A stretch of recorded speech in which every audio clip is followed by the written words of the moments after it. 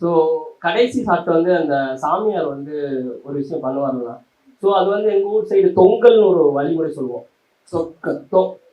So அது வந்து எனக்கு வந்து எப்படி தெரிஞ்சுன்னா, ஸோ அது மருத்துவமாக தெரிஞ்சு எனக்கு அந்த இடத்துல.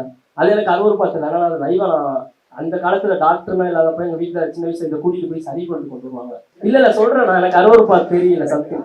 அது என்னோட பார்வையில நான் அங்கே இருந்து பார்த்தனால எனக்கு தெரியல. ஸோ அது நிறைய பேர் பார்க்காதனால அவங்களுக்கு அது வேறுதட்டா தெரியல நண்பா. அது கிடையாது. என்னன்னா அது மருத்துவமே கிடையாது. ஓகேங்களா? ஆனா இது வந்து பக்கா பிராடுத்தனம் தான். அதான் எது இல்ல நண்பா, அதுதான். ஓகேங்களா? அவங்க என்ன பண்றாங்க நாங்க பார்த்துட்டோம். ஓகேங்களா? நாங்க பார்த்து தான் அதை பண்ணிருக்கோம்.